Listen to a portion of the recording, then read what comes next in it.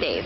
Thank you so much, Tash. Okay, joining us is Lelania Lloyd. She's an art instructor and an artist herself, and we're here to talk about the subject of artists' trading cards, which are not unlike baseball trading cards in their size and format. But I have never heard of this concept. How long has this been around?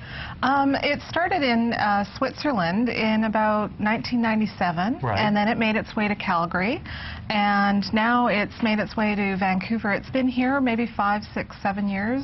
And the concept is that artists trade their work between themselves within the artistic community, right? Yes. As why? Just for the thrill of, you know, gathering as much other art as they can? Well, it's an opportunity for them to showcase what they can do and work with the mediums that they're comfortable with, right. And then come out and trade their cards with other artists as a means of networking. But where do they do these kinds of things? At shows and stuff? We have a monthly swap out in Vancouver at The Grind, which is out on Main Street, yeah. And we meet on the third Sunday of the month from 1 to 3. Right. And anybody's welcome. So you could be a rubber stamper, you could be a photographer, somebody who paints, somebody who does collage. Right. Whatever you're comfortable with, you make your cards and you come out and you start trading with people. It's really friendly and it's accessible to everybody.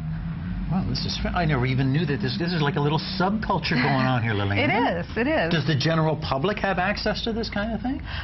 There's been shows done at Richmond Art Gallery, and they also have a monthly swap. And there was also a show done not that long ago out at the Blackberry Gallery in Port Moody. This is one of the prints that they did of all the cards that were in the show out there in 2005. Okay, so artists get together.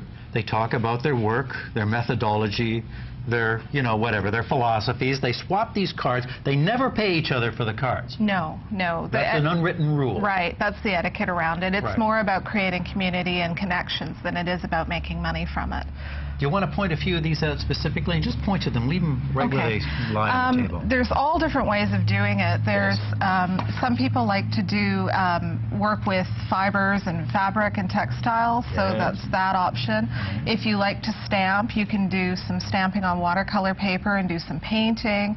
Lots of people like to do collage. This is one that I made where I did collage and then I color copied it. Sometimes if you're pressed for time, you might not have time to make 20 cards of original, so it's acceptable to do this as well. Do you try and make these things in multiples, Lelania? Usually I do, because the binders that we keep them in have, they're like the baseball card trading sleeves where there's 9 pockets.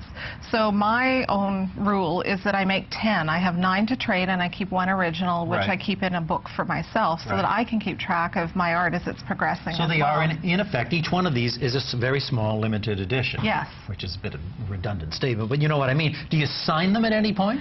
A lot of them do have signatures on the back. For example, oh, maybe that one doesn't. Let's see here.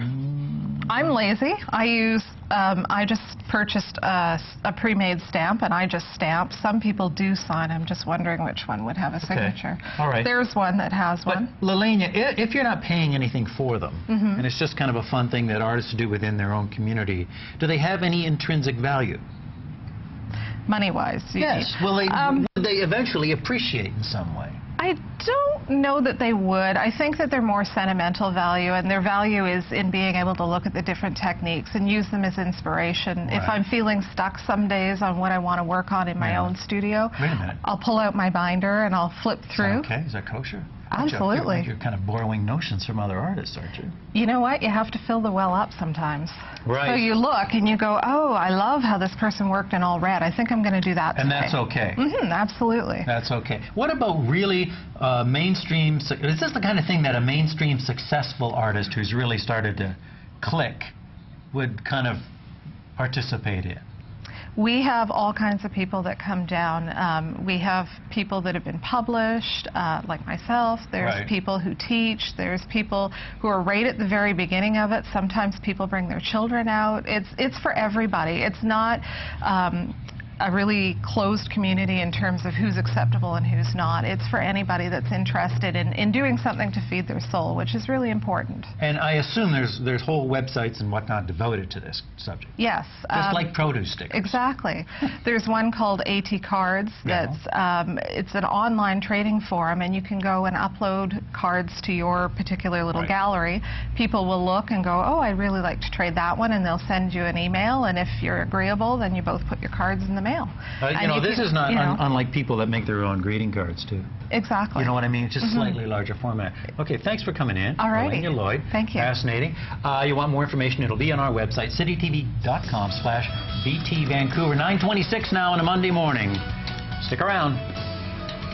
Okay.